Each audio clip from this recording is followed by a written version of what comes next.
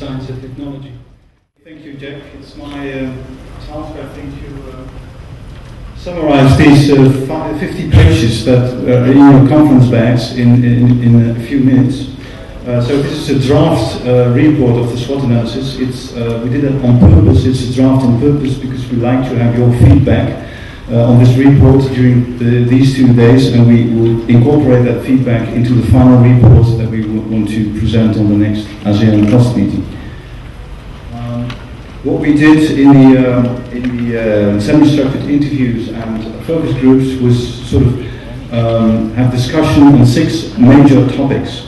One is the first one is the benefits of growing international S&T cooperation for local research, and that topic was about enhanced access to international expertise, things like knowledge sharing or sharing of very expensive equipment, mutual profit from each other's research techniques and methodologies and that sort of thing. And the second main topic of discussion was about the benefits of growing international S&T cooperation for the wider development of society. So that was about the economic and social benefits, things like a better educated workforce or more employment in rural areas, or more international exchange options.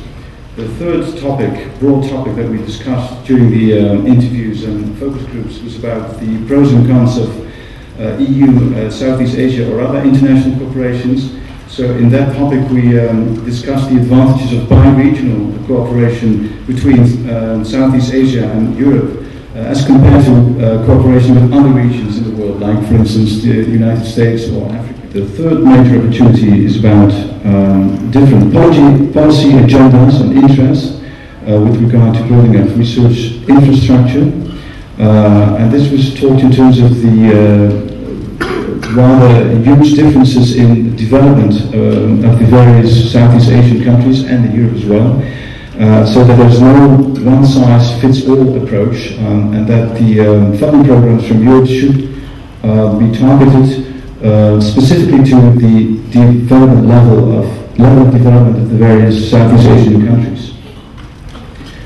And the fourth and final major opportunity was that we should use the options for mutual learning in a more efficient way. So we should try to compile lessons learned and to implement best practices and not invent the wheel all over again all the time. So we should build upon the experience that we have with bilateral, long-standing bilateral programs that we have from, for instance, Holland, Indonesia, or France, Vietnam, that sort of thing, and that we should build upon those experiences when we create multilateral EU programs. Now I move on to the major pitfalls. So the things that really need to be improved. And the first one is that there is a widely felt lack of clarity on what the EU, the framework programs entail in the first place. What are they about? How do you tap into those funds? What is in Southeast Asia, we know about the programs, but what do they entail? What are their criteria for applications? How can we find potential partners? And this is also about that the information that is available in both Europe, but especially in Southeast Asia, is not in a digestible form for the Southeast Asian research community, or it's simply not relevant for them. And also the timing of notifications of calls is a big problem, because there's the window of opportunity to find partners, to have brokerage events or to have matchmaking events is too short for most of the research communities in Southeast Asia.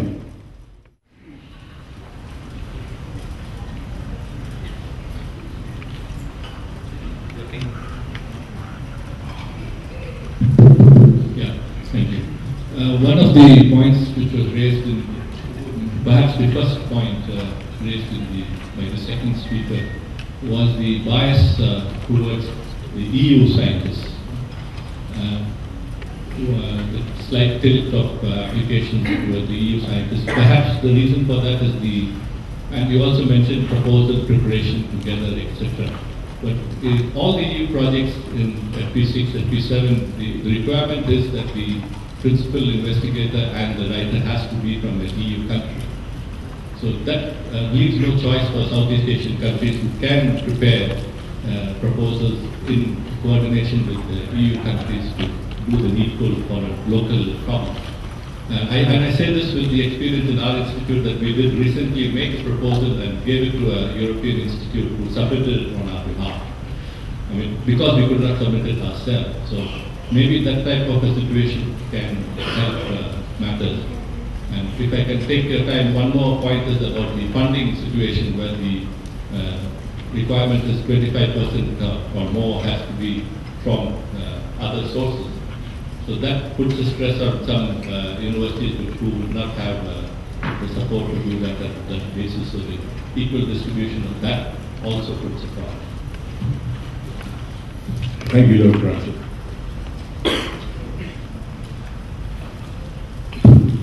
Hi, Nopuwan Pantipat from NSGA, Thailand. Aside from the financial perspective, my comment and actually input would be, you mentioned about the regional differences, right? What I want to say is that science is evolution. It changes fast. When culture is evolution, it changes slowly. So there are two perspectives that we have to put in mind when we deal with the regional differences. When we look at S&T as a common language, we are in agreement that we need to move forward. Keep in mind the regional differences of the culture, and that we have to respect that. One thing I want to say in addition to that is that each country has a national missions.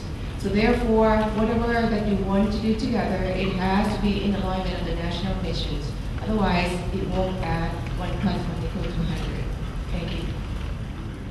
Very good. The second question. The first question is about the fact that the project leader of a European funded project has to be a European. That was discussed extensively by, as you can imagine, what I mentioned, by almost all the Southeast Asian researchers, and they discussed this in terms of a lack of trust from the side of Europe. They used especially these words: "You don't trust us, and that's why we can't be a project leader." And then you're in the position to have to write a proposal and give it to some European, and you don't know what's going to happen with that. You got it. Okay, that's great. But this is an issue which I think that the European Commission should try to have a position on. Yeah. Comments? Yeah. The microphone up. For the European Commission, I must say I'm very sorry that there is a small misunderstanding. It is certain that any scientist, also from Southeast Asia, can lead the proposal. We do recommend to join somebody from the EU who leads the proposal for practical reasons. The participation rules are very clear that it is allowed for any scientist from Southeast Asia to lead a proposal. I personally would think there are relatively few people who would have enough experience to lead a proposal. There are some. I met some people in Singapore who I think they have the experience. The EU projects are, to lead a proposal is a little complicated, but the participation rules are very clear. It is possible for anyone to lead a proposal. And certainly in some areas it is absolutely like in the ERC funds and so forth, but there we get into technical detail. We recommend to start working with the EU project to join the European proposal. The rules are very clear.